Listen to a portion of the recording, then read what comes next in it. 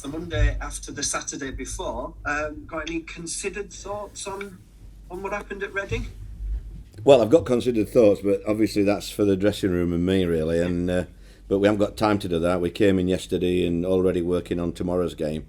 Glad we did as well with the weather this morning. It's at least we had a few hours on the training ground yesterday. Is that a good thing then, to be straight back into it? After I think so. I made up my mind what my team was going to be, more or less, about 5 o'clock on Sunday morning, and that's what I did. I went into work and worked on depending obviously on Crooks, on the appeal with Crooks. The one or two options if he's not or not.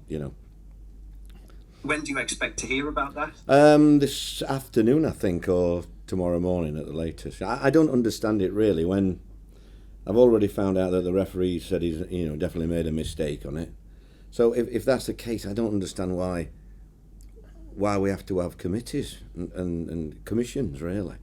If he's admitted it's a mistake and it shouldn't have been a red, I don't understand why we have to go through it, but we do have to go through it.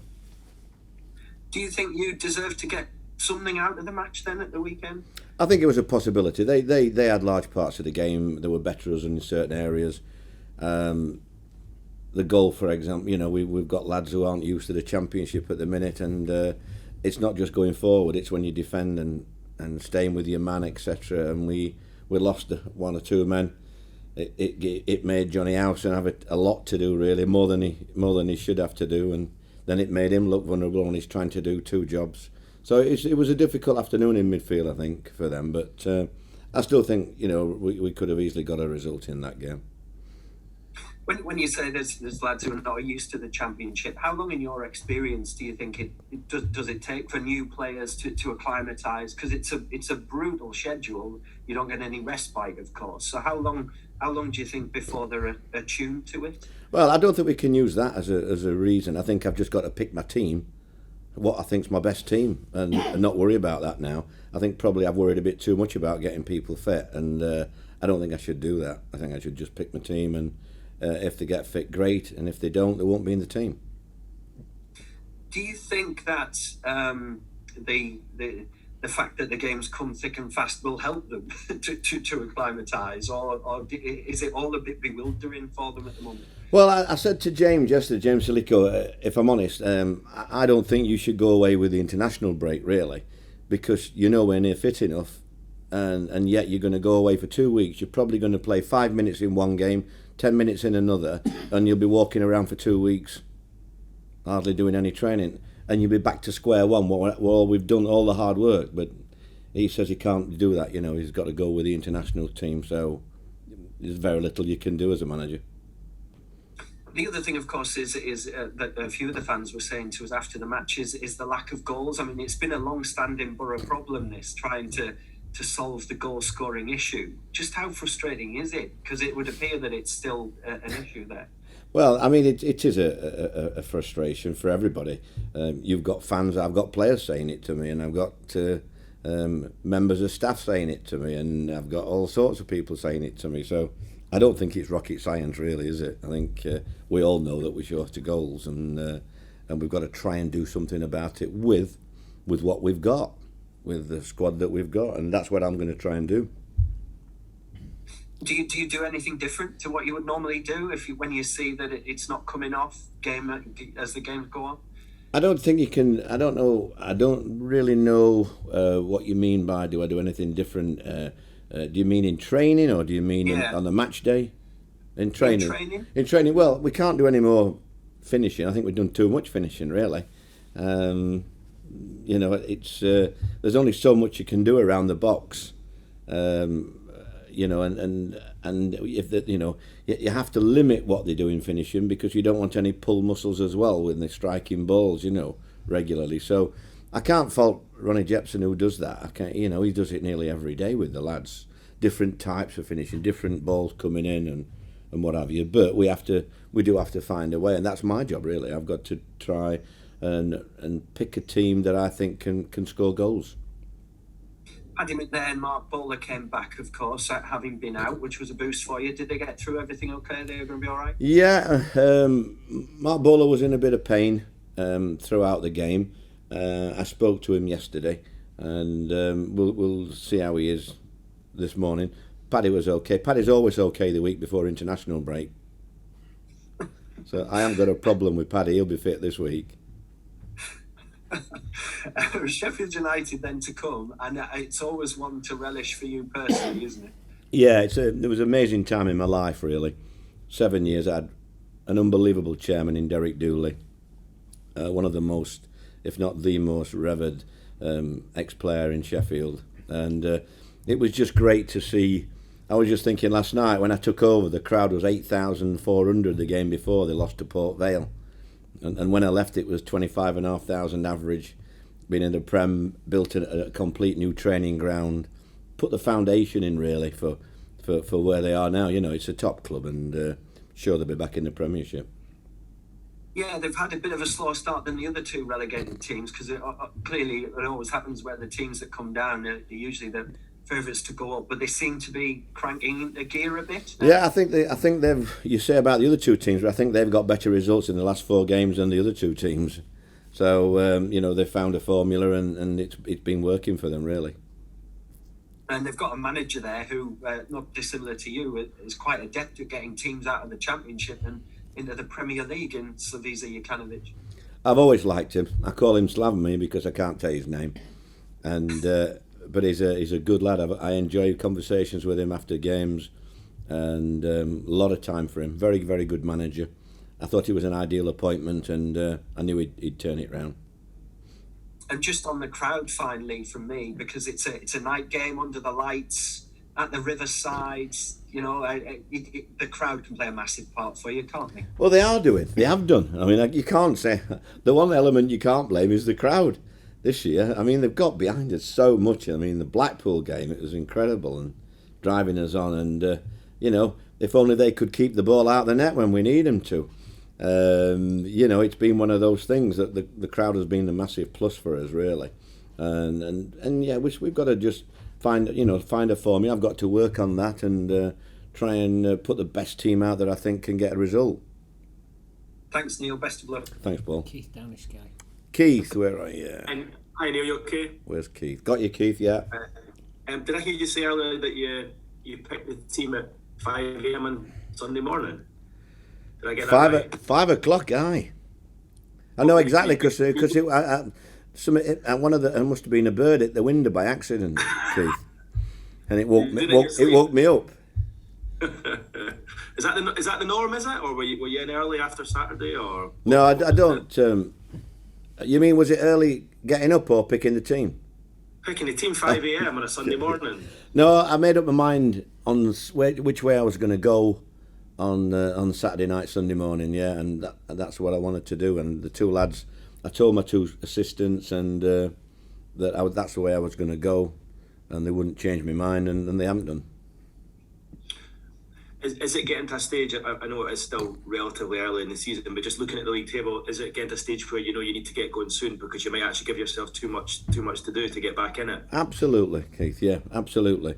It's not, like I say, it's not rocket science. We've not got enough points on board. I still think it's a wide open league.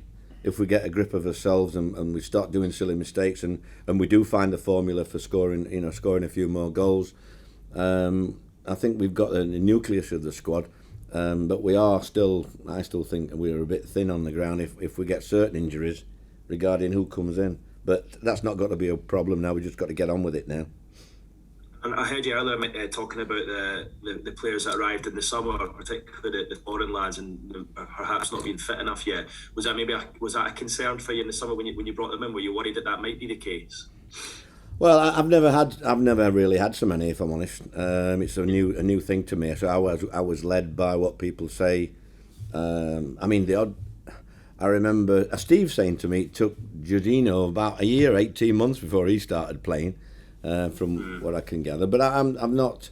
I just thought if we can get them up to fitness, it's such a different league, one of the most difficult leagues in the world, really. So I think it's not just about getting fit; it's the pace of the game and the tempo of the game, the physicality of the game. It is a new thing to some of them. You have to play quickly, you have to react quickly, and you have to do things possibly you get away with in other leagues. You've got to do the dirty work. And if you're marking a man, you can't let him go. And we did that a few times on Saturday, and it cost us a goal and could have cost us another couple.